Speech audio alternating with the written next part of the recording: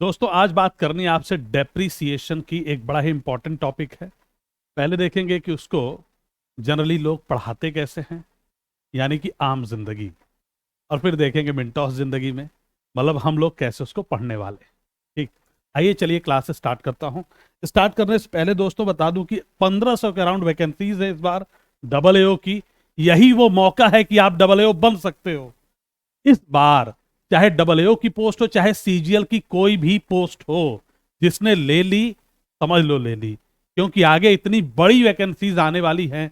नहीं, चाहे वो डबल एओ की हो, चाहे कोई भी अदर पोस्ट हो, तो ढंग से तैयारी करिए, लग जाइए। और अगर डबल एओ आपका लक्ष्य है, कहीं से भी पढ़ने की सोच रहे हैं, तो फुल स्कोर वो जगह है जहां से आप अपनी सफलता सुनिश्चित कर सकते हैं। चलिए आइए डेप्रिसिएशन स्टार्ट करते हैं दोस्तों। तो डेप्रिसिएशन की बात करूंगा मैं। आज बेसिकली कवर क्या करने वाले हैं, समझेंगे डेप्रिसिएशन, कारण क्या होते हैं डेप्रिसिएशन के वो देखेंगे। वहां से एक आधे क्वेश्चन एग्जाम में बन जाते हैं उसके लिए। टर्म्स यूज्ड फॉर डेप्रिसिएशन, अलग अलग क्या क्या टर्म्स यूज होती है थोड़ा देखेंगे उसको भी। फिर मेथड्स ऑफ कैलकुलेटिंग डेप्रिसिएशन देखेंगे।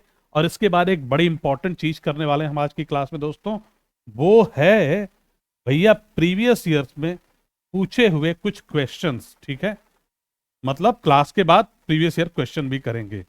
तो भाई जो आम जिंदगी में पढ़ाई होती है डेप्रिसिएशन वो कुछ ऐसे होती है कि पहले डेफिनेशन पढ़ दी जाती है। ठीक है, तो डेप्रिसिएशन वो टर्म है जो डिनोट किया जाता है डिक्रीज इन वैल्यू के लिए, लेकिन अकाउंटिंग में इसको बुक वैल्यू, फिक्स्ड एसेट के डिक्रीज हो रही बुक वैल्यू, उसके लिए डिनोट करते हैं।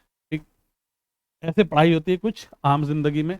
उसके बाद आपको क्यों डेप्रिसिएशन कैलकुलेट किया जाता है वो बता दिया जाएगा। जैसे कि आप करेक्ट प्रॉफिट और लॉस निकालना चाहते हैं, उसके लिए डेप्रिसिएशन बहुत जरूरी है। और जरूरी इसलिए है कि आप अगर आपने डेप्रिसिएशन कैलकुलेट नहीं किया तो आपकी असेट ओवर वैल्यू हो जाती है और आपका प्रॉफिट अंडर वैल्यू हो जाता है। ठीक, कितना कंफ्यूजिंग लग रहा है। वैसे ही हमारे सारे बच्चे साइंस वाले बैकग्राउंड के, कोई इंजीनियर, कोई बीएससी, उसको तो ये अंडर वैल्यू ओवर वैल्यू में वो उलझ के रह जाएगा। ठीक, तो चलिए मेंटॉस जिंदगी में कैसे पढ़ाई होनी चाहिए, मतलब उन बच्चों को कैसे पढ़ाना चाहिए जिन्होंने आज तक डेप्रिसिएशन या अकाउंटिंग के बारे में ही ना सुना हो। चलिए उधर चलते हैं। ठीक, तो सबसे पहले दोस्तों मैं आपको बता दूं डेप्रिसिएशन होता क्या है, बिल्कुल आम भाषा में, आपकी भाषा में। तो भैया कोई भी संपत्ति आपकी है, उसकी धीरे धीरे वैल्यू कम होती है, और ये जो वैल्यू कम हो रही है आपके संपत्ति की, इसी को हम बोलते हैं डेप्रिसिएशन। ठीक है, लेकिन संपत्ति मतलब यानी कि एसेट। अब दोस्तों जो संपत्तियां होती हैं हमारे पास, वो दो तरीके की होती हैं। ठीक, फिक्स्ड एसेट और करंट एसेट। वो संपत्ति जो आपके बिजनेस में बहुत लंबे टाइम तक रह सकती हो, वो होती है fixed asset, generally more than 1 year, 1 accounting year. और वो संपत्ति जो 1 साल से कम आपके बिजनेस में रहे, वो होती है भैया करंट एसेट। करंट है, ये फिक्स्ड है। तो भैया फिक्स्ड एसेट होती कौन सी है। मान लो आपकी एक मिठाई की दुकान है दोस्तों, तो उसमें जो सिलेंडर रख रखा है आपने, जो पंखा लगा रखा है, अगर एसी लगा रखी है, फर्नीचर है, बर्तन है जिसमें आप आटा वाटा गुनवाते हो, मैदा वैदा सब कुछ करवाते हो, कढ़ाई है, ये सारे हैं आपके फिक्स्ड एसेट, क्योंकि बिजनेस में 1 साल से ज्यादा इनकी लाइफ होती है, मतलब लंबा चलेंगे। ठीक, लेकिन करंट एसेट क्या होते हैं। अब जैसे कि वो चीजें जो बिजनेस में आपके हैं लेकिन 1 साल के भीतर ही वो खत्म हो सकती है। जैसे मैं उदाहरण दूं, मिठाई की दुकान है आपकी, तो जो मैदा रखा है आपने, जो आपने रिफाइंड ऑयल रखा है, जो डालडा रखा है, वो क्या होगा, खत्म होता रहेगा, फिर आप मंगाते रहेंगे, फिर खत्म होता रहेगा, मतलब उसकी जो लाइफ है वो 1 साल से कम है। संपत्ति किसकी है, आपकी ही है, लेकिन वो 1 साल तो चलने वाली है नहीं, खत्म होती रहेगी। नमक, तेल, ये सारी चीजें, चीनी, चाय पत्ती, जो भी आप रखे हो, दूध, दही, सब आपका है भाई, मिठाई की दुकान है आपकी तो, लेकिन ये सारी चीजें खत्म होती रहेंगी, फिर नया मंगाते रहेंगे आप। तो ये सारी हैं करंट एसेट। इवन जो मिठाइयां आपकी दुकान में बनी हुई हैं, वो भी आपकी ही संपत्ति है, आपका ही एसेट है, वो भी है करंट एसेट। बेच देंगे फिर पैसे आ जाएंगे, और जो पैसे आएंगे वो ठीक हमारे काम। तो दोस्तों ये होते हैं कुछ एसेट्स के, हमने समझा थोड़ा सा एसेट के बारे में। फिक्स्ड एसेट में इवन लैंड भी आती है, लैंड। और आप कहेंगे सर लैंड की वैल्यू तो कम कभी होती नहीं, तो ये डेप्रिसिएशन फेल, हाँ बिल्कुल, जिनकी वैल्यू ही कम नहीं होंगी वो नॉन डेप्रिसिएबल असेट्स हैं। ठीक, जनरली अधिकतर जो संपत्तियां उनकी वैल्यू कम होती है। जैसे आपने जो दोस्तों अपने कढ़ाई यूज कर रहे हैं मिठाई की दुकान पे, वो धीरे धीरे पुरानी हो जाएगी, 2 4 5 साल 10 साल, उसके बाद उसको कबाड़े वाले को आपको बेचना पड़ेगा, स्क्रैप वैल्यू आपको मिलेगी। किसको बेचेंगे? स्क्रैप डीलर, कबाड़े वाले को, वो आपको कबाड़े का भाव दे देगा। ठीक, इसी प्रकार से दोस्तों आपने समझा कि बहुत सारी संपत्तियां हो सकती हैं हमारे पास। जैसे एसी लगा रखा हमने, उसकी भी एक लाइफ है, 5 साल 8 साल 10 साल, उसके बाद हमें उसको रिप्लेस करना पड़ेगा, नया लगाना पड़ेगा। खरीदा था 40,000 में, जब बेचेंगे कबाड़े वाले को बुला के, वो कहेगा साहब 1,000 ले लो, 2,000 ले लो, यानी कि वो हमें क्या देगा अकाउंटिंग की भाषा में? वो स्क्रैप वैल्यू है उसकी, 1,000 2,000, और जो हमने खरीदा है ये इसकी हमने परचेज वैल्यू है। ठीक, तो ये बात आपने समझा। अब चलते हैं दोस्तों डेप्रिसिएशन को समझते हैं। तो हमारी जो ये वैल्यू साल दर साल कम होती है, ठीक, इसको कुछ अकाउंटिंग के तरीके से, सही तरीके से हर साल हम मेजर कर पाए, उसके लिए डेप्रिसिएशन का कॉन्सेप्ट इंट्रोड्यूस हुआ। उसको समझने के लिए मैं आपको लेता हूं एक एग्जांपल, बड़े आराम से समझिए। दोस्तों आपका एक बहुत बड़ा बिजनेस है, किस चीज का बिजनेस है? तो भैया आपका बिजनेस है गाड़ियों का। मान लो टूरिस्ट ऑपरेटर हैं आप, ठीक है, ढेर सारी आपने बसें खरीद रखी हैं, आपकी बसें रोड पे चलती हैं। एक बस दोस्त आपने खरीदी है, मान लेते हैं इतनी सस्ती बस मिलेगी नहीं, ठीक है, लेकिन मान लेते हैं कि आपने खरीदी है चलिए 15 लाख रुपए की। ठीक है दोस्तों, कितने की खरीदी है? 15 लाख रुपए की। और इसकी जो मान लीजिए दिल्ली में आप चलाते हैं और दिल्ली में सरकार ने कह दिया कि 10 साल से ज्यादा आप बस नहीं चला सकते, 10 साल बाद आप इसको कबाड़े वाले को बेच देना है। तो आज आपने लगाए 15,000, बहुत खुश हैं आप, ये आपकी परचेजिंग प्राइस है, बुक वैल्यू भी बोलेंगे हम इसको, समझेंगे क्यों बुक वैल्यू बोलते हैं, यही इसकी वैल्यू है। 15 लाख में आपने खरीद लिया दोस्त। और इसके बाद मान लीजिए कि आप बाद में जब बेचने जाएंगे 10 साल बाद, तो स्क्रैप वैल्यू इसकी क्या होगी? स्क्रैप वैल्यू ये जो है अनुमानित स्क्रैप वैल्यू है, एस्टिमेटेड स्क्रैप वैल्यू। हमें क्या पता कितने में बिकेगी, थोड़ी ज्यादा में बिक सकती है, थोड़ी कम में भी। लेकिन हमने जो देखा, जो ट्रेंड है, जनरली जो पुरानी बसें होती हैं कबाड़ा हो जाती है, उसको 5 लाख में ये लोग खरीद लेते हैं, मान लो आप। ठीक है दोस्तों, अब देखिए खरीदा था 15 लाख का सामान, 10 साल बाद जब 10 साल बीत जाएंगे, ये सामान हो जाएगा हमारा सिर्फ और सिर्फ कितने का? 10 लाख का। सॉरी, सिर्फ और सिर्फ 5 लाख में बिकेगा। यानी कि बीच में हमें नुकसान कितना हो गया? इस 10 साल के भीतर में दोस्तों, 10 साल के भीतर में इस बस ने हमें कमा के तो खूब पैसे दिए, लेकिन हमारे 10 लाख रुपए जीरो हो गए। यानी 10 लाख रुपए हमारा दोस्तों डूब गया। तो आज कौन सा साल चल रहा है? 2023 की शुरुआत है। मान लीजिए 2023 में आपने बस निकाला, तो जब 2033 आएगा, यानी 2032 की दिसंबर 31 तारीख को आप रो रहे होंगे। क्यों? कहेंगे भैया 10 साल बाद कि मेरे 10 लाख डूब गए। लेकिन ये बहुत गलत अवधारणा है, गलत आपका रोना है। क्यों? वही समझेंगे आज, उसी को अकाउंट्स यहां पे एक्सप्लेन करने की कोशिश करता है। ठीक है दोस्तों, तो आपने देखा कि 15 लाख का आपने खरीदा, 5 लाख में आप इसको बेच पाएंगे स्क्रैप वैल्यू, 10 लाख आपके डूब चुके हैं। ये जो डूब चुके हैं, ये इस बस की वजह से दोस्तों आप 2023, 24, 25, 26, ऐसे जितने भी साल मैं लिख दूं, हर साल इससे बढ़िया पैसा कमाते हैं। मान लेता हूं मैं, आप हर साल इससे 4-4 लाख 5-5 लाख रुपए कमाते हैं। ठीक है, राइट, हर साल कितना कमाते हैं दोस्तों? आप कमा लेते हैं हर साल इस बस से 5 लाख रुपए। ये जो 5 लाख रुपए आप कमा रहे हैं, हर साल कमाते जाते हैं। लेकिन जब आ जाता है 2032 का दिसंबर, यानी 10 साल जब पूरे हो जाते हैं, 2032 के दिसंबर में आप बैठ के रो रहे हैं, कह रहे हैं जी कमाया तो मैंने इस साल भी 5 लाख ही है, लेकिन जो मेरा बस था मैंने उसको कबाड़े वाले को बेचा है 5 लाख में, और मैंने खरीदा था 15 लाख में, तो मेरे 10 लाख रुपए तो डूब गए। मुझे बहुत भारी नुकसान हो गया।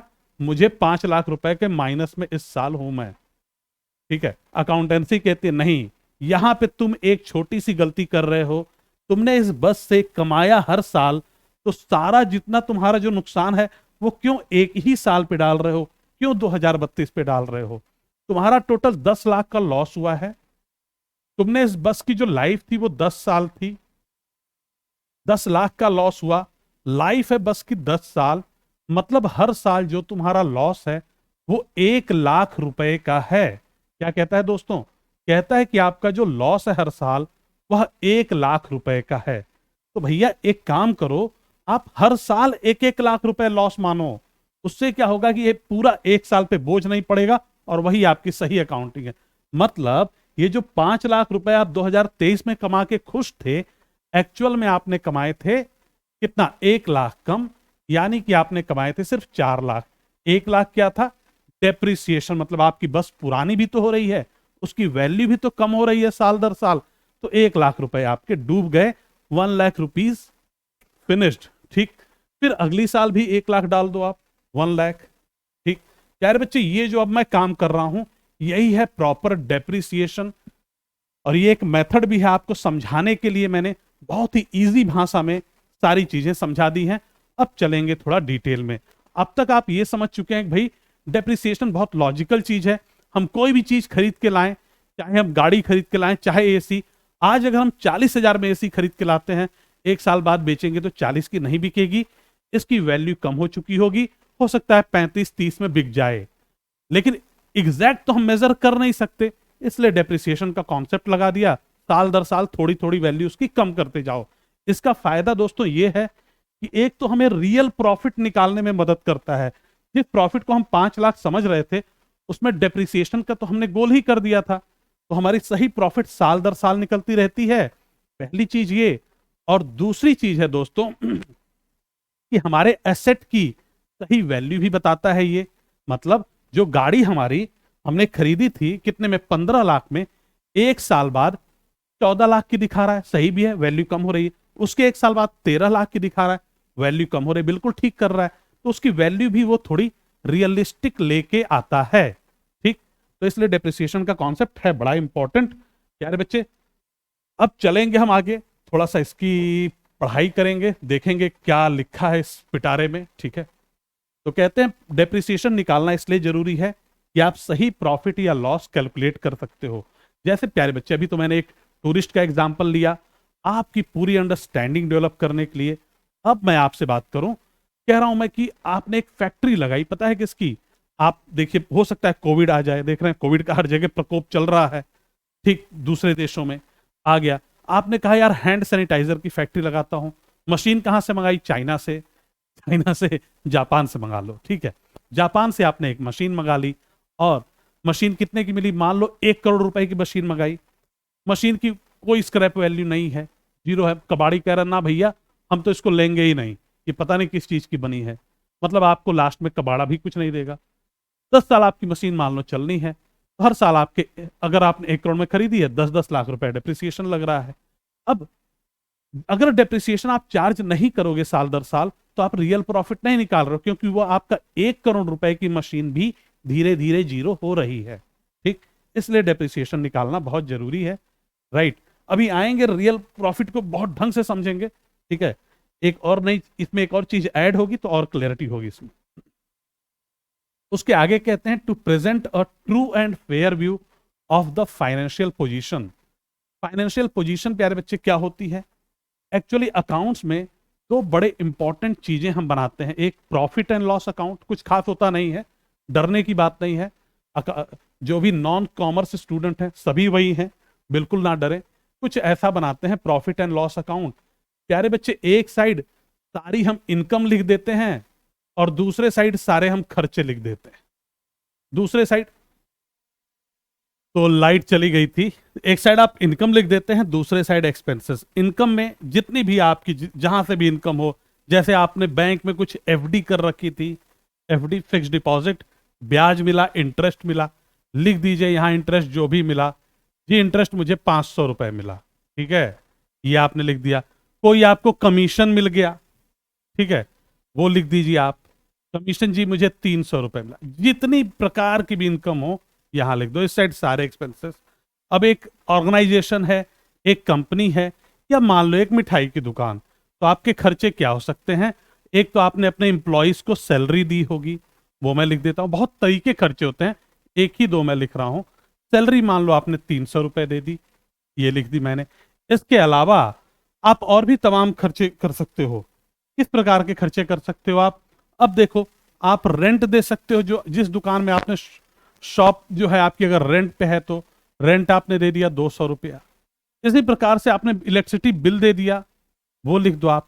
तो क्या करते हैं कि एक साइड हम इनकम लिखते हैं, दूसरी साइड एक्सपेंसेस लिखते हैं, देखते हैं दोनों में ज्यादा कौन सा है। अगर इनकम की साइड ज्यादा है तो हमें प्रॉफिट हो जाएगी, और एक्सपेंस की साइड ज्यादा है तो हमें लॉस हो जाएगा। ये बात बहुत क्लियरली आप समझते हैं, ठीक। अब होता क्या है कि अगर आप डेप्रिसिएशन सही से नहीं लगाएंगे, तो डेप्रिसिएशन जो है एक तरह से आपका एक्सपेंस है, साल दर साल आप उसको लगाते जाइए। नहीं लगाएंगे तो आपकी प्रॉफिट ज्यादा आ जाएगी। अगर आपने डेप्रिसिएशन नहीं लगाया तो प्रॉफिट ऑब्वियसली ज्यादा आएगी। 10,000 रुपया डेप्रिसिएशन था, तो एक्सपेंस की साइड आपको लिखना था डेप्रिसिएशन 10,000। अगर आपने ये चीज नहीं लिखी तो भैया आपका जो टोटल प्रॉफिट है वो 10,000 से बढ़ जाएगा, एक्चुअल से ज्यादा होगा 10,000, ओवर वैल्यू हो जाएगा। बात समझे? ठीक। तो इसलिए तो भैया एक हो गया कि आपको डेप्रिसिएशन लगाना बड़ा जरूरी है। इसी प्रकार से प्यारे बच्चे एक और हम बनाते हैं स्टेटमेंट। उस स्टेटमेंट का नाम है बैलेंस शीट। क्या बनाते हैं हम बैलेंस शीट बनाते हैं। कैसा दिखता है बैलेंस शीट, आइए दिखाता हूं आपको। प्यारे बच्चे ऐसा कुछ हम बना लेते हैं बैलेंस शीट। मैं लिख दे रहा हूं ऐसे ही अभी, ठीक है, नॉर्मल तरीके से एकदम। ये लाइन ले ली मैंने, ठीक है दोस्तों। एक साइड लिख देते हैं सारी संपत्तियां, एसेट्स। क्या लिख देते हैं? सारी असेट्स लिख देते हैं दोस्तों, सारी संपत्तियां लिख देते हैं। और दूसरी साइड लिख देते हैं सारी उधारी हमारे ऊपर जितनी है, लाइबिलिटीज जितनी हमारे ऊपर। एक साइड सारी असेट्स लिख दो और दूसरी साइड लिख दो सारी लाइबिलिटीज, सारी उधारी, ठीक है। और फिर ठीक, तो ये बनता है। अब प्यारे बच्चे एसेट में आपके पास मान लो एसी है, ठीक है, जो आपने लगा रखा है दुकान में। आपका जो मिठाई की दुकान अगर है तो जो सिलेंडर है, जो फर्नीचर है, ये सारा आपका एसेट है। फर्नीचर, मान लो फर्नीचर ही आपके पास है 1,00,000 रुपए का। फर्नीचर आपने पिछले साल खरीदा था 1,00,000 रुपए का। डेप्रिसिएशन मान लो उस पर लगाना था 8,000 रुपए। अगर आपने डेप्रिसिएशन नहीं लगाया तो अभी भी आपकी एसेट रहेगी 1,00,000 की, यानी कि जो आपकी एसेट है वो एक्चुअल से 8,000 ज्यादा है। आपको 8,000 कम कर देना चाहिए। ये रियलिस्टिक वैल्यू भी इसकी नहीं है, ये बात आप समझते हो। पुरानी हो रही है चीज तो इसकी वैल्यू कम होती जानी चाहिए। तो 8,000 डेप्रिसिएशन लगा दो मेरे भाई इसमें से। तो अब ये जो 8,000 लगा देते हो आप, 92,000 लिखते हो, 92,000 लिखते हो, ये एक प्रॉपर फिगर। तो हम क्या कहते हैं? हम कहते हैं कि जी ये हमारे प्रॉफिट एंड लॉस अकाउंट को बिगाड़ देता है। हम एक्यूरेट प्रॉफिट नहीं निकाल पाएंगे अगर हमने डेप्रिसिएशन नहीं लगाया तो। और अगर हमने डेप्रिसिएशन नहीं लगाया तो हमें सही फाइनेंशियल पोजीशन भी नहीं पता चलेगी। फाइनेंशियल पोजीशन बताने की जिम्मेदारी बैलेंस शीट की है। बैलेंस शीट किस लिए हम बनाते हैं? To know the true financial position. तो ये मैं आपको बार बार बोल के क्लास में रटा दूंगा कि बैलेंस शीट का पर्पस क्या है, ट्रेडिंग अकाउंट का क्या है, प्रॉफिट एंड लॉस अकाउंट का क्या है, मैन्युफैक्चरिंग अकाउंट का क्या है, सारी चीजें याद करा दूंगा बार बार। यही तो करना है 30 क्लासेस में, ठीक है। तो इसलिए बैलेंस शीट भी आपकी गलत हो जाएगी, एसेट्स ओवर वैल्यू हो जाएंगे, है ना।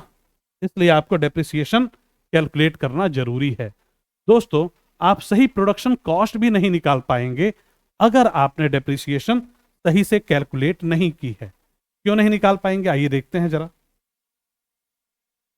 ठीक, अब यही चीज देखिए, बहुत सिंपल सा, मैं पढ़ के आगे बढ़ जाऊं, आप भी कहोगे मैं याद भी कर लूंगा, लेकिन एक बार समझा दूंगा, थोड़ा सा टाइम ले लोगे आप तो फिर कभी भूलोगे नहीं। ठीक, आइए देखते हैं दोस्तों। देखिए, जैसे आप, मेरी बात हो रही थी आपसे, और आप लोग एक फैक्ट्री लगाने वाले हैं। किस चीज की फैक्ट्री लगा रहे हैं आप लगा रहे हैं वो मास्क की नहीं, क्या, हैंड सैनिटाइजर की, ठीक है। आपने मंगाई है एक मशीन 1 करोड़ रुपए की जापान से, और आपने इस साल बनाए हैं, मान लो इस साल आपने बनाए हैं 1,00,000 मास्क। कितने मास्क बनाए? चलो 5,00,000 मास्क बनाए आपने, ठीक है। हर मास्क आपको बनाने में, और जो टोटल कॉस्ट इस साल आई वो आई आपकी मान लो 15,00,000 रुपए। ये कैसे कॉस्ट आती है भैया? अब देखो, मास्क बनाने के लिए लेबर भी लगेगी, आपकी बिजली भी, मतलब बिजली भी जलाएंगे आप, इसके अलावा रॉ मटेरियल भी चाहिए जिससे मास्क बनेगा, समझ रहे हैं ना। मतलब कॉटन वगैरह, ठीक है। यार फिर से मास्क पे चला गया मैं। हम लोग हैंड सैनिटाइजर की बात कर रहे हैं। तो जो भी केमिकल, जो भी लिक्विड यूज होगी वो भी मंगाना पड़ेगा, उसको फिर मशीन में डालेंगे सारा जो मेजर्ड क्वांटिटी में सबको, फिर जाके आपका तैयार होगा। फिर छोटे छोटे बोतल्स मंगाएंगे आप, उनमें पैकिंग करेंगे, छोटे बोतल उससे बड़े बोतल। तो ये जो सारे खर्चे हैं पैकिंग के, जो लेबर का, जो मटेरियल का, जो बोतल का, उसके ऊपर जो आप पन्नी चढ़ाएंगे उसका, ये जो सारा खर्चा है प्यारे बच्चे वो है 15 लाख रुपया। ठीक, बना कितना माल? 5 लाख आपका बोतल तैयार है। मैं पूछूं एक बोतल आपको कितने का पड़ा? आप कहोगे सर एक बोतल मुझे पड़ा 3 रुपए का, ये 3 रुपया पर बोतल पड़ा है मुझे। मैंने कहा बहुत बढ़िया, 3 रुपया बोतल, मतलब अगर हम इसको 5 रुपए में भी बेच दें सारा तो हमें तो बहुत फायदा होगा, 2 रुपए कमा लेंगे। आप कहोगे बिल्कुल, लेकिन आप सोचो जो आपने 1 करोड़ की मशीन मंगाई है वो भी तो पुरानी हो रही है, उसकी वैल्यू भी कम हो रही है। मैं मान लूं कि ये मशीन, इसकी स्क्रैप वैल्यू 0 है, यानी कि ये 10 साल इसकी लाइफ हम मान लेते हैं। कितनी लाइफ? 10 साल। और हम मान लेते हैं कि इसकी स्क्रैप वैल्यू 0 है, मतलब 1 करोड़ रुपया 10 साल में हमारा 0 हो जाएगा। बात समझना। अब तो 10 साल जब 1 करोड़ रुपया 0 हो रहा है, उस हिसाब से मेरा डेप्रिसिएशन कितना बनता है 1 साल का? आप कहोगे सर 1 करोड़ अपॉन 10, तो आपका 10 लाख डेप्रिसिएशन बनता है। बात समझे आप? 10 लाख दोस्तों हमारा बनता है डेप्रिसिएशन। तो भैया 10 लाख डेप्रिसिएशन 1 साल का है। टोटल 5 लाख पीस हमने, 5 लाख बॉटल हमने बनाए हैं, तो आपको नहीं लगता कि हमको डेप्रिसिएशन इसके ऊपर डालना चाहिए हर बोतल के ऊपर?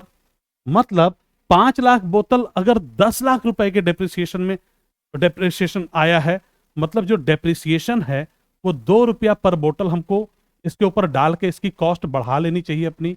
हमारी एक्चुअल कॉस्ट जो है वो 3 रुपए नहीं है पर बॉटल, हमारी जो एक्चुअल कॉस्ट है वो है 5 रुपया पर बॉटल। तो अगर हम 5 रुपए में बेचते तो हमें नो प्रॉफिट नो लॉस होता, हमें इससे ऊपर बेचना पड़ेगा। बात समझे आप? ये चीज बहुत इंपॉर्टेंट है, आपको एकदम क्लियर हो गई होंगी चीजें। अब दोस्तों चलते हैं हम आगे। इसके आगे, इसके अलावा जो डेप्रिसिएशन निकालने का एक मेन कारण है वो है भैया लीगल रिक्वायरमेंट्स। क्या लीगल रिक्वायरमेंट्स हैं? इनकम टैक्स एक्ट हमें डेप्रिसिएशन के रेट्स खुद ही देता है। जब आप इनकम टैक्स रिटर्न्स देखेंगे, अभी आप लोग जब जॉब में आ जाएंगे, या जो लोग जॉब में हैं वो इनकम टैक्स रिटर्न भरते हैं सैलरीड पर्सन की, उसमें ये ऑप्शन नहीं मिलता। अगर आप ITR 4 भरेंगे, इनकम टैक्स रिटर्न 4, वहां पे डेप्रिसिएशन का प्रॉपर कॉलम होता है कि जितनी भी आपकी एसेट्स है, कंप्यूटर है, मोबाइल है, लैपटॉप है, बिल्डिंग है, फर्नीचर है, जो भी है आपके पास, उसको इस रेट से हर साल डेप्रिशिएट करते जाओ। इतना ही आप खर्चा मानोगे। ठीक, ऐसा क्यों हुआ उसके पीछे भी अलग स्टोरी है, सब कुछ बताऊंगा, लेकिन टाइम पे अभी थोड़ी सी फेमिलियरिटी डेवलप करते हैं, अंडरस्टैंडिंग थोड़ी बढ़ाते हैं हम। तो लीगल रिक्वायरमेंट्स को भी आपको कंप्लाई करना है। ठीक है, डेप्रिसिएशन के रेट्स हैं इनकम टैक्स एक्ट में, एक्ट ने दे रखा है, वो हमें फॉलो करने होते हैं। ठीक प्यारे बच्चे, अब खैर एक बार और मैं आपसे बोल दूं, जो भी बच्चे AAO की तैयारी कर रहे हैं और या सोच रहे हैं तैयारी करने की, पूरा विश्वास हो अगर कि कट ऑफ क्लियर हो जाएगा, 100% श्योर है अगर आप, बेस्ड ऑन डिफरेंट एनालिसिस, उसमें भी 5-7 नंबर बढ़ा के रख लीजिए, फिर भी लगता है कि कट ऑफ क्लियर होगा और सोच रहे हैं कहीं से भी तैयारी करने का, तो फुल स्कोर वो जगह है जो पूरी जान लगा के सिर्फ एक ही काम करेगी, AAO AAO AAO। ठीक, तो आपके लिए पूरी मेहनत से ईमानदारी से तैयारी कराएंगे, जिससे कि आपका सिलेक्शन सुनिश्चित हो सके। ठीक, चलते हैं आगे। तो भाई ये हमारे दो स्टूडेंट्स, दीपक जहांगीर अभी पोस्टेड हैं दिल्ली में, और सलील चौधरी अरुणाचल में, और दोनों काफी हैप्पी, इसलिए मैंने इनकी फोटो यहाँ पे डाल दी मोटिवेशन के लिए। ठीक, चलिए दोस्तों आगे देखते हैं। तो आपने समझा डेप्रिसिएशन के बारे में कि कैसे क्या होता है। अब सिंपल चीजें इसकी, कॉजेज ऑफ डेप्रिसिएशन, भैया सामान खरीद के लाएंगे, पुराना होगा, वियर एंड टीयर, यूज होगा, तो डेप्रिशिएट होगा, सीधी सी बात है। बहुत लंबे टाइम तक किसी मशीन को बंद करके रख देंगे तभी वो लेस यूजफुल हो जाती है। पंखा बंद कर दो इस साल, अगले साल चलता नहीं, डेप्रिशिएट हो गया ना, वैल्यू उसकी खत्म। ठीक, और अगर प्रॉपर मेंटेनेंस ना हो तो भी डेप्रिशिएट। तो ये जो मैं पढ़ रहा हूं सिर्फ एक बार पढ़ रहा हूं, क्यों? क्योंकि आपके दिमाग में कुछ ऐसा पॉइंट आ जाए तो आपके समझ में आ जाए, अदरवाइज ये बहुत इंपॉर्टेंट नहीं। जो बैकग्राउंड स्टोरी थी वो मैंने तैयार कर दी आपको, अब तक आपके पीछे वाली जो पूरा आपने पढ़ा। टाइम फैक्टर ऑब्वियसली, कुछ एसेट्स ऐसी होती हैं, जैसे आपने दुबई में एक कुआं ले लिया तेल का, भैया उसकी लाइफ होगी ना, एक तेल निकालते जाओगे कुआं, उसके बाद अनयूजफुल हो जाएगा, तो डेप्रिशिएट हो जाएगा, ठीक है। इसी प्रकार से झारखंड में कोयले का आपका काम है, आपने कोयले का राइट ले रखा है, तो उसका टाइम फ्रेम होता है, तो उस हिसाब से डेप्रिसिएशन उस पर कैलकुलेट कर दिया जाता है, ठीक है। लीज हो, कॉपीराइट हो, पेटेंट्स हो, अभी आगे देखेंगे इसको, ठीक। कुछ बड़ी इंपॉर्टेंट चीजें एग्जाम पॉइंट ऑफ व्यू से मैं देखूं तो ये नाम आपको याद होना चाहिए, जैसे अमोर्टाइजेशन। जो भी प्यारे बच्चे एसेट्स होती हैं, संपत्तियां होती हैं, और वो अगर इनटेंजिबल एसेट्स हैं, भैया ये इनटेंजिबल एसेट क्या होती है? सबसे पहले ये प्रश्न आता है, इनटेंजिबल एसेट्स क्या है? वो संपत्तियां जिनको आप छू नहीं सकते, देख नहीं सकते, लेकिन फिर भी आपके बिजनेस के लिए बहुत जरूरी हैं। कौन सी संपत्ति हैं वो? कौन बताएगा मुझे? प्यारे बच्चे देखिए, जैसे आप एप्पल की मोबाइल लेके आते हैं, ठीक है, क्या मतलब क्या देखते हैं आप उसमें? सबसे पहले फीचर्स, फीचर्स तो देखते हैं, मुझे पता है, लेकिन एक चीज और देखते हैं, पीछे का सेब दिख रहा है कि नहीं। बात समझ रहे हो आप? मतलब मैं ये कहना चाह रहा हूं, आप पहुंच गए एप्पल की कंपनी के पास और कह रहे हैं तुम्हारे पास सिर्फ दो ऑप्शंस हैं, या तो जो एप्पल की बिल्डिंग है कई करोड़ रुपए की, सैकड़ों करोड़ की, या तो वो हमें दे दो, या तो ये पीछे जो सेब है, जो लोगो है तुम्हारा ना, ये हमारे नाम कर दो, अब हम बेचेंगे। वो कहेगा मालिक बिल्डिंग ले लो आप, ये लोगो से हम पूरी दुनिया में बेचते हैं, बिल्डिंग तो हम दूसरी ले लेंगे। मतलब जिस लोगो को हम कोई वैल्यू नहीं देते जनरली, वो बहुत इंपॉर्टेंट हो सकता है। समझ रहे हैं आप? वो लोगो की वजह से ही एप्पल की आप मोबाइल्स ऑब्वियसली देखते हैं, फिर लेते हैं ना। तो ये होती है इंटेंजिबल असेट्स। इसी प्रकार से और भी ढेर सारी हैं। पेटेंट आपने करा ली, कोई नया फॉर्मूला बनाया, जैसे आप अभी कोविड में हमारी इंडिया की एक ऑर्गेनाइजेशन ने बनाई थी दवाई, और वो अप्रूव हो जाती है हर जगह से, फिर आप उसका पेटेंट पूरी दुनिया में बांट दो, तो जितने लोग उससे बनाएंगे दवाई, वो आपको रॉयल्टी देते रहेंगे, ठीक। लेकिन पेटेंट का एक टाइम होता है। तो इस प्रकार की जो संपत्तियां हैं, या आप एक किताब लिख दो, किताब पे कॉपीराइट का अधिकार ले लो, तरीका होता है लेने का वो, ठीक। कॉपीराइट अगर आपने ले ली, मतलब उस किताब को कोई और कॉपी नहीं कर सकता, कॉपी का राइट आपके पास है। बात समझ रहे हैं आप? मतलब जैसे अभी बड़े फेमस ऑथर हैं चेतन भगत, आप उनसे आप बोलेंगे, मान लीजिए अपनी चमचमाती मर्सिडीज से जा रहे हो, कि सर उतरिए, ये मर्सिडीज मेरी है। या एक और ऑप्शन है, आपकी जो बुक हैं, जो दो तीन बुक्स बड़ी पॉपुलर, उनका कॉपीराइट का राइट अब मुझे दे दीजिए। क्या करेंगे वो? कहेंगे भाई साहब मर्सिडीज ले जाओ, कॉपीराइट से करोड़ों रुपए आते हैं मेरे। तो ये एसेट्स दिखती नहीं है, लेकिन हैं बहुत बड़ी एसेट्स। लेकिन ये भी एक टाइम फ्रेम के बाद, ठीक है, मतलब पेटेंट जो होता है एक्सपायर हो जाता है, कॉपीराइट के साथ भी वही है, उसके भी अपने रूल्स रेगुलेशन हैं, ठीक। तो इस प्रकार प्यारे बच्चे, ये जो धीरे धीरे इनकी जो वैल्यू कम होती जाती है, उसी को हम बोलते हैं अमोर्टाइजेशन। किसके लिए यूज होगा? इनटेंजिबल एसेट्स के लिए। इनटेंजिबल एसेट्स कौन सी हैं? वो हैं जिनको आप देख नहीं सकते, जैसे गुडविल, जैसे कॉपीराइट, जैसे ट्रेडमार्क। ये जो ऊपर लोगो आप देख रहे हैं, ये ट्रेडमार्क ले रखा है, ठीक है, कोई और नहीं यूज कर सकता इसको, ठीक, राइट। तो गुडविल, कॉपीराइट, ट्रेडमार्क, ये इस प्रकार की जो संपत्तियां हैं आपकी, वो आपकी क्या हैं? वो भी, उनका भी एक टाइम फ्रेम होता है, एक्सपायर होती है, तो वो अमोर्टाइज होती है, वो डेप्रिशिएट नहीं होती। डेप्रिसिएशन वर्ड जो है जनरली टेंजिबल असेट्स के लिए यूज किया जाता है। कौन से असेट्स? Tangible assets. ये कौन से असेट्स होते हैं? जिनको आप देख सकते हैं। तो यहां पे पढ़ा आपने फिर असेट्स दो तरीके के, टेंजिबल असेट्स और इनटेंजिबल असेट्स। टेंजिबल असेट्स वो हैं जिनको आप देख सकते हैं, राइट, और इनटेंजिबल असेट्स वो हैं जिनको देख नहीं सकते, जैसे बिल्डिंग है, लैंड है, आपके भैया फर्नीचर, एसी, सारी चीजें, वो आपका जो सिलेंडर पड़ा हुआ था गैस का, वो सारा टेंजिबल असेट है। लेकिन आपकी दुकान की जो शाख बनी हुई है, जैसे ये बीकानेरी स्वीट्स, ठीक है, या फिर आप देखते हैं हल्दीराम स्वीट्स, तो वहां लोग हल्दीराम का नाम देख के जाते हैं, उसकी दुकान देख के नहीं जाते। उस नाम के पैसे लेगा वो आपसे। आप कहेंगे भैया ये हल्दीराम तुम अपना बिजनेस हमें बेच दो, कहेगा ठीक है ले जाओ सारा ये डालडा वालडा सब कुछ, ठीक है, लेकिन ये हल्दीराम नाम जब दूंगा ना, तो इसी के मुझे 2000 करोड़ रुपए चाहिए। वो सिर्फ उसके ले लेगा, नाम के, क्योंकि नाम की वजह से उसका सामान बिकता है, ठीक है।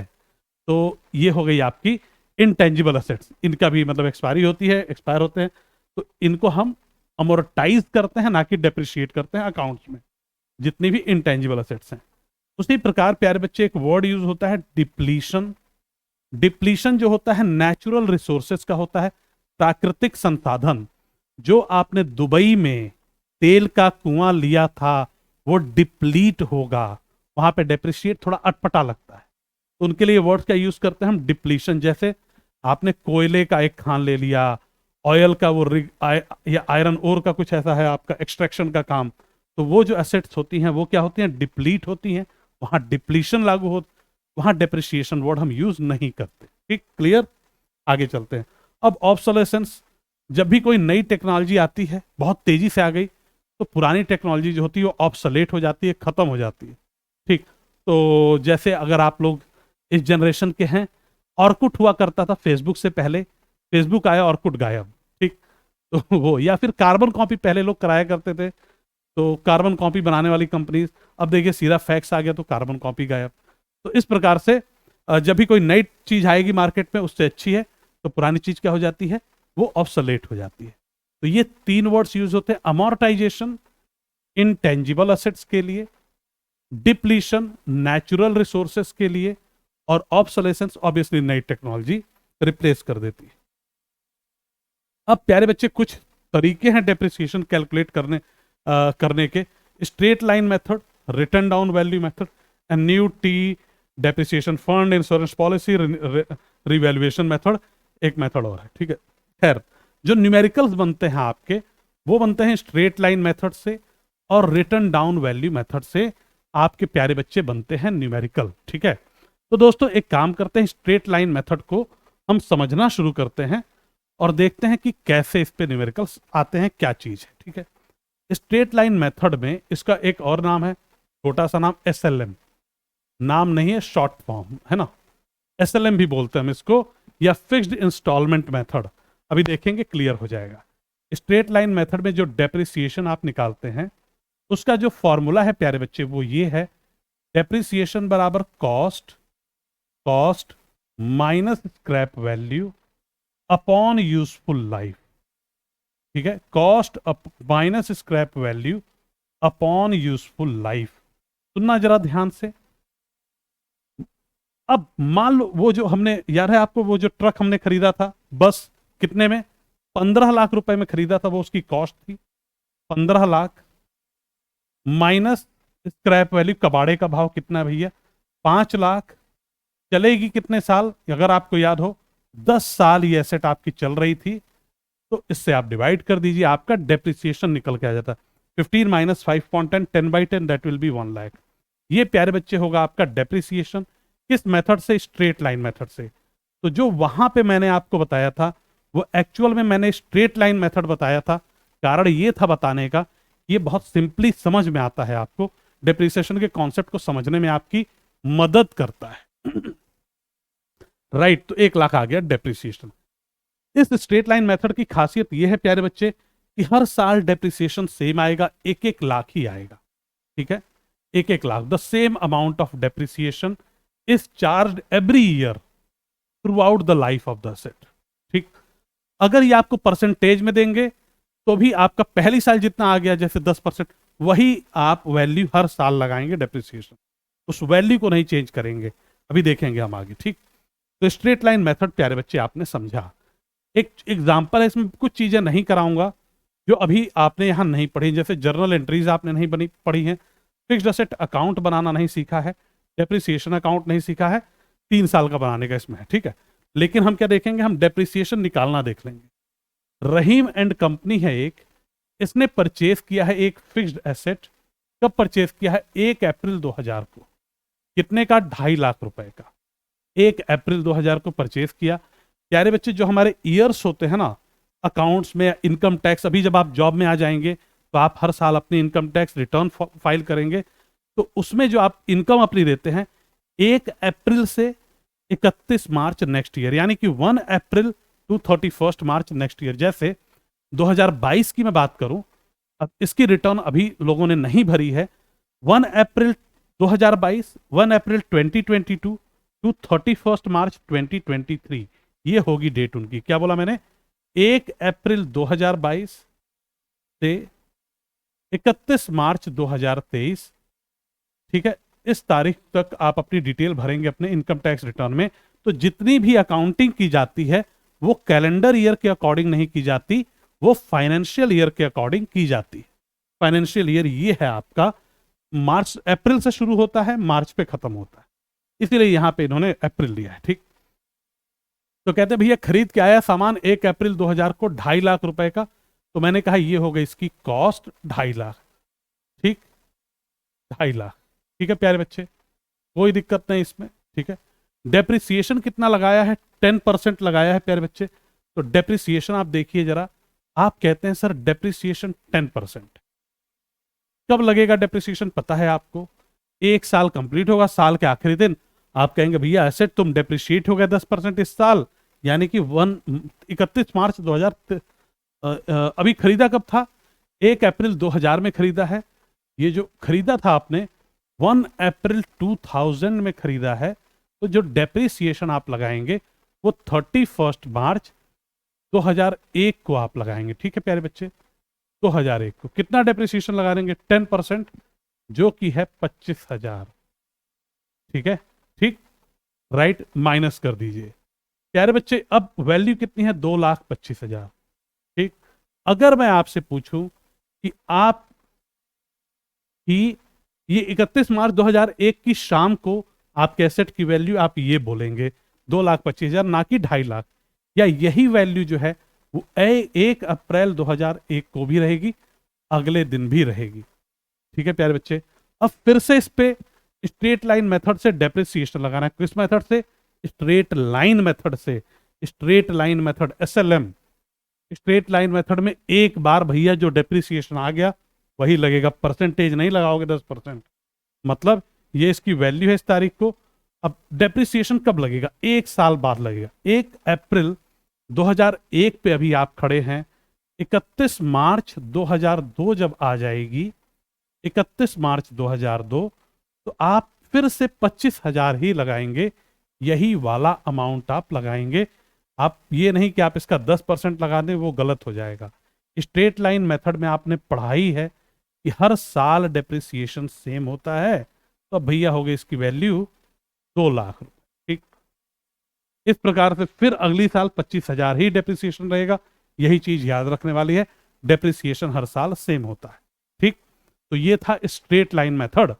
अब प्यारे बच्चे जो एक और मैंने कहा था बड़ा ही प्यारा मेथड है, कौन सा? रिटर्न डाउन वैल्यू मेथड और डिमिनिशिंग बैलेंस मेथड। नाम देखिए इसका, क्या था? Straight line method, fixed installment. Fix है, हर साल का फिक्स है, इसलिए नाम दिया। अब इसमें देखेंगे रिटर्न डाउन वैल्यू में कुछ और चीजें दिखेंगी, आइए देखते हैं। ठीक, ओके, जस्ट अ सेकेंड।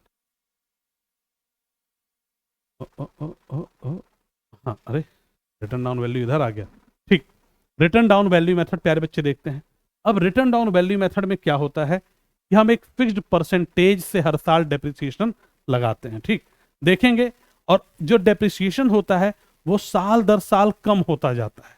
ठीक है, एक काम करता हूं मैं, उसी एग्जाम्पल को आपको रिटर्न डाउन वैल्यू से करके दिखाता हूं, आपको पूरी क्लैरिटी आ जाएगी। ठीक, आइए।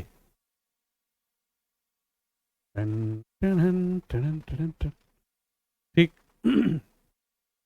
रहीम एंड कंपनी ने खरीदा एक फिक्स्ड एसेट 1 अप्रैल 2000 को 2.5 लाख रुपए का। कितने का खरीदा? 1 अप्रैल 2000 को लिया। कितनी कितनी कॉस्ट थी प्यारे बच्चे आप बताइए? आप कहेंगे सर 2.5 लाख रुपए का लिया। ठीक है, मैं ऐसे लिख दे रहा हूं। ठीक, हाँ, ठीक है। अब डेप्रिसिएशन कब लगेगा? जब 1 साल बीतेगा तब। साल कब खत्म होता है? 31 मार्च 2001 को। 31 मार्च 2001 को साल खत्म होगा, और उस दिन लगाएंगे आप इस पे डेप्रिसिएशन। कितने परसेंट प्यारे बच्चे लगाएंगे आप? सर मैं 10% डेप्रिसिएशन लगाना चाहता हूं। लगा दो आप। सर 25,000। मैंने कहा ठीक है, 25,000 माइनस कर दो, कितना बचा? 2,25,000।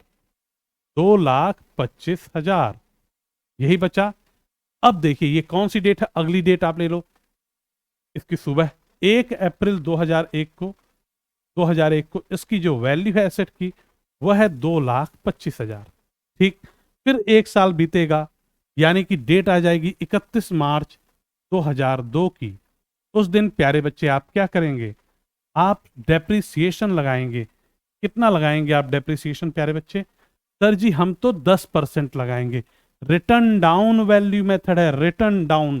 ठीक है, अब इसमें क्या करना है, जो भी करंट वैल्यू है उसका 10%। उसकी तरह नहीं, स्ट्रेट लाइन मेथड नहीं पकड़ लिया पहली बार का डेप्रिसिएशन वही चलाते चले जाओ, नहीं। इसमें क्या करते हैं आप, 10% इसका।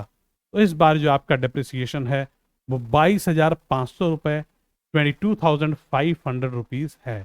ठीक, इतना कम कर देंगे आप। ठीक है, इस प्रकार से प्यारे बच्चे आप निकालते चले जाते हैं। ठीक है, अब कुछ खास बात, स्ट्रेट लाइन मेथड अगर आपने नोटिस किया होगा तो वहां पे एक टाइम के बाद एसेट की वैल्यू 0 हो जाएगी या उसकी स्क्रैप वैल्यू आ जाती है। पिछला वाला जो मेथड था 10% जहां वो कर रहे थे, एसेट की वैल्यू एक टाइम के बाद 0 आ जाएगी। ठीक, लेकिन रिटर्न डाउन वैल्यू मेथड में कभी भी एसेट की वैल्यू 0 नहीं पहुंचती। क्यों, कुछ ना कुछ तो आती रहेगी। जब 1 रुपए भी हो जाएगी तो उसका 10% लगाओ 90 पैसा, 90 पैसा 10% लगाओ 9 पैसा, फिर लगा दो बचा कितना, 81 पैसा। तो ये चीज रिटर्न डाउन वैल्यू मेथड में चलती रहती है। और एक चीज और है, जो इनकम टैक्स है हमारा ना, वो इसी मेथड को फॉलो करने को कहता है हमको। कौन सा method? Return down value method. जब आप इनकम टैक्स रिटर्न्स देखेंगे, स्पेशली जो बिजनेसेस या कंपनीज भरती हैं, वहां पे आप देखेंगे जो मेथड वो लिखते हैं वो WDV लिखते हैं, ना कि SLM, written down value method ही लिखते हैं वो। ठीक, तो ये इनकम टैक्स अथॉरिटी इसको फॉलो करती है। ठीक है प्यारे बच्चे, अब एक बड़ी प्यारी लाइन है, बड़ी प्यारी लाइन है। रिटर्न डाउन वैल्यू मेथड में कभी कभी आपको बहकाने के लिए, उल्लू बनाने के लिए क्या करते हैं, ये डाल देते हैं स्क्रैप वैल्यू। मतलब कहेंगे जी असेट था 1,00,000 रुपए का, स्क्रैप वैल्यू जो है इसकी, कबाड़े का भाव, वो है 10,000 रुपए। ठीक है, 10,000 रुपए, और कह देंगे कि इसको डेप्रिशिएट करो आप 10% से। तो उस किस मेथड से कहेंगे, रिटर्न डाउन वैल्यू लिख के देंगे आपको। कैसे पता चलेगा आपको, लिख के देंगे। रिटर्न डाउन वैल्यू मेथड से आप डेप्रिशिएट करो। तो मेरे भाई जब आप रिटर्न डाउन वैल्यू मेथड से डेप्रिशिएट करते हैं तो स्क्रैप वैल्यू को भूल जाते हैं। ये आपको उल्लू बनाने के लिए दिया गया है, बस ये चीज आपको ध्यान रखना बहुत जरूरी है। ठीक है दोस्तों, आइए कुछ क्वेश्चंस करते हैं प्रीवियस ईयर्स के, जो पिछले सालों में पूछे गए। पहला क्वेश्चन ये है, which of the following statement is false in relation to the term of depreciation. Depreciation के बारे में कौन सी स्टेटमेंट फॉल्स है? कहते हैं it is decline in the book value of fixed assets. अच्छा, ये बुक वैल्यू क्या होता है, ये थोड़ा समझना जरूरी है, आऊंगा भी। ठीक है, एक चीज तो क्लियर है कि फिक्स्ड असेट डिक्लाइन होता है, तो ठीक है, ये सही लग रहा है, ये फॉल्स नहीं होगा। It is a continuing process, देखते हैं क्या है। It is an unexpired cost, it is a non cash expense. बच्चे जितने भी खर्चे हैं बिजनेस में, आपने ढेर सारे खर्चे देखे होंगे, उसके लिए पैसा पे करना पड़ता है। सैलरी, अगर एक कंपनी है सैलरी दे रही तो खर्चा उसका पैसे दे रही है। अगर बिजली का बिल है वो देना है, वो खर्चा दे रही है। लेकिन डेप्रिसिएशन जो है एक ऐसा खर्चा है जो नॉन कैश है।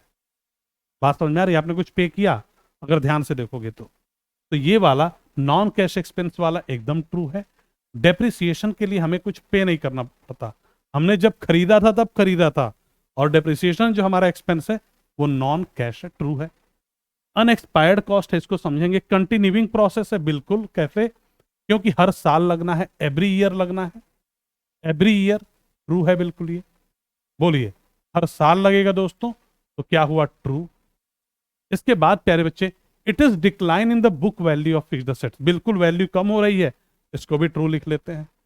बचता है एक, it is an unexpired cost. भैया आपकी जो एसेट थी, जब आप 1,00,000 की लेके आए थे, 1 साल बाद जब पुरानी हो गई तभी तो 10% कम कर रहे हो आप, एक्सपायर्ड ही तो कॉस्ट कम कर रहे हो। कौन आपकी एसेट के लिए, एक पुरानी एसेट के लिए, 1,00,000 की एसेट के लिए 1,00,000 रुपए आज देने को तैयार है? कोई नहीं देगा। कोई 90 देगा, कोई 80 देगा, है ना, कोई इससे भी कम दे सकता है।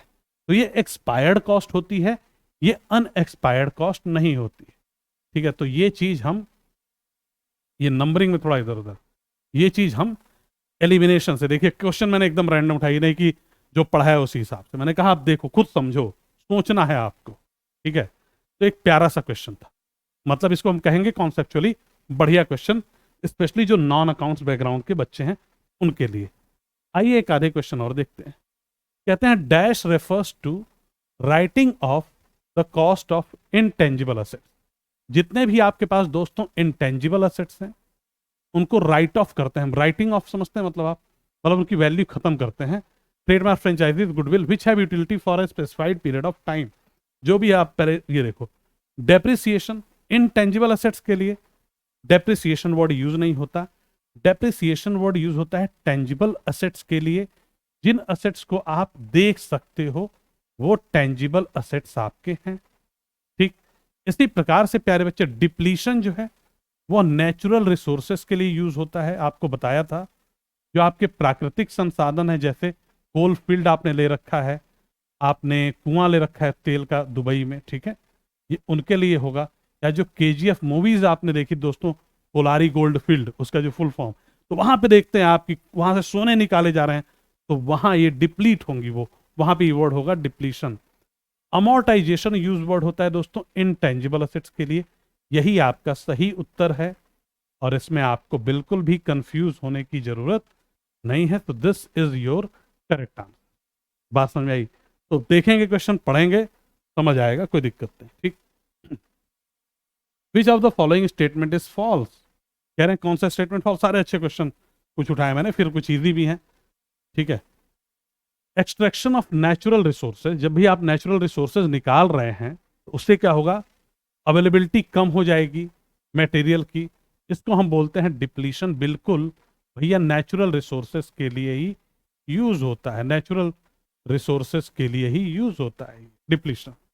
Depreciation doesn't provide fund for replacement, fund थोड़ा ही दे रहा है आपको, आप तो उसकी वैल्यू को कम कर रहा है ना। ठीक है, देख लेंगे अभी। Depreciation need not be charge if adequate maintenance expenditure is also incurred. कह रहे हैं सर जी मैं मेंटेनेंस करा लेता हूं, मैं डेप्रिसिएशन नहीं लगाऊंगा। तो क्या भाई तेरे असेट की वैल्यू कम नहीं होगी, तेरी एसेट अनंत काल तक चलती रहेगी, तुझे लगता है भाई? ठीक, तो डेप्रिसिएशन होगा ही होगा, चाहे तुम मेंटेनेंस कराओ चाहे ना कराओ। ठीक, तो ये वाला जो है दोस्तों आपका फॉल्स है, ये वाला जो है आपका फॉल्स है। ठीक, इस वाले स्टेटमेंट को भी देख लेते हैं। Depreciation is charged even if market value is higher than its book value. फिर से आ गया बुक वैल्यू, क्लियर कर देता हूं। मार्केट वैल्यू मतलब आप लेके आए कोई सामान 1 लाख की, ठीक है, लेकिन उसकी बहुत शॉर्टेज आ गई, अब 1 साल पुराना हो चुका है सामान, आपने 10% डेप्रिशिएट कर दिया, आज उसकी वैल्यू कितनी है सर? 90,000 रुपए। 1 लाख का लाए थे, 10% डेप्रिशिएट कर दिया, 90,000 में बिक जाएगी, बहुत बढ़िया। तो लेकिन इतनी शॉर्टेज है, आज लोग 2-2 लाख रुपए लेके खड़े हैं कि भैया बेच दो बेच दो बेच दो। नहीं, कोई मतलब नहीं, डेप्रिसिएशन आपको लगाना ही है। फिक्स्ड असेट जो होती हैं दोस्तों, अभी बहुत चीजें पढ़ाऊंगा तो आपको क्लियर होंगी थोड़ी, उनको हम मान के चलते हैं कि उनको हमने बेचने के लिए नहीं खरीदा है। एक मिठाई की दुकान वाला सिलेंडर जब खरीदता है ना तो बेचने के लिए नहीं खरीदता। एक मिठाई की दुकान वाला फर्नीचर लगाएगा तो बेचने के लिए नहीं लगाता, उसका इंटेंशन नहीं है कि आगे इसको बेचना है, वो मिठाइयां बेचेगा, है ना, समझ रहे हो आप? मेन बिजनेस क्या उसका मिठाइयों बेचने का। तो ये बाहर क्या मार्केट चल रही, क्या हमें क्या मतलब उससे, हमारा काम है डेप्रिसिएशन लगाना, हम लगाते रहेंगे। ठीक, क्लियर है? ये बुक वैल्यू क्या होती है प्यारे बच्चे?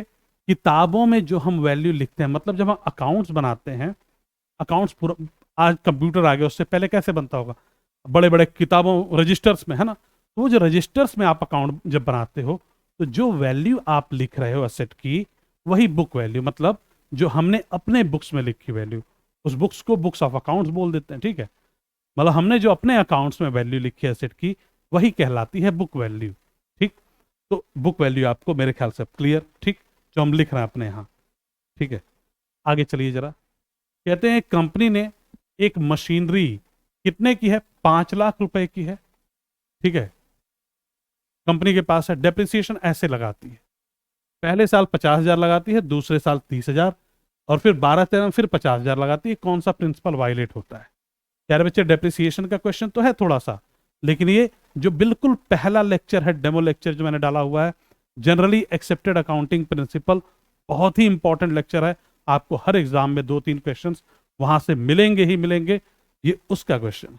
यहां पे कंसिस्टेंसी प्रिंसिपल वायलेट हो जाता है।